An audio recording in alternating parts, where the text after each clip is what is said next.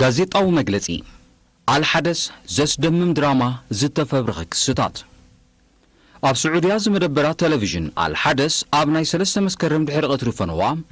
አንጻር ኤርትራ ዝቐንዐ ዝተፈብረኸ ድራማ ኣጋዊሓ እዛ መደበር ቴሌቪዥን ፈላጣት ንእትብሎም እናጠቐሰት ሓቅነት ተዘርግሖ ሓበሬታ ንምርጋጽ ቅንጣብ ጻዕሪ ከየካይደት ከምዚ ዓይነት ወንጀል ክስታት አንጻር ኤርትራ ከተቕርብ እዚ ናይ ፈለማ ኣይኮነን ቴሌቪዥን አልሐደስ ኣብ ፈነዋ ምስቲ በቐዳም 2 መስከረም ኣብ እስራኤል ዘጋጠመ ዝሕዝን ፍጻመ ብምትእሳር ቅድሚ ሕጂ ዝፈሸለ ኣብ ኤርትራ ኣሎ ብዛዕባ ዝበሃል መደበራት እስራኤልን ምስጢራዊ ወተሃደራዊ ስምምዓት ምስ ኤርትራን ዝምልከት ዜናዊ ትንታነ ኣጋዊሓ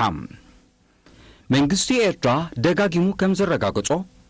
ኤርትራ ምስ እስራኤል ምስጢራዊ ጸጥታዊ ዝምድና ኣይነበራን የብላን እውን እስራኤል ኣብ ኤርትራ ምስጢራዊ መጸናጸኒ መደበራት ኣይነበራን የብላን እውን እዚ ጠቐነታት እዚ ገለ ሓይልታት ንኻልእ ኣጀንዳታቶም አንጻር ኤርትራ ብተደጋጋሚ ከጋውሕዎ ጸኒሖም እዮም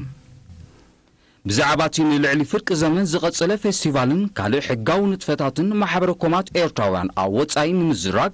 ዝተፈጸመ ጎነፃዊ መጥቃዕታት መንግስቲ ኤርትራ ንዕላማታቱ ከምኡውን ዘለዓዕልዎ ግዳማውያን ማሕበራትን ሓይልታትን ዘቃልዕ ኣጠቓላሊ መግለጺ ከውፅእ ምዃኑ ይሕብር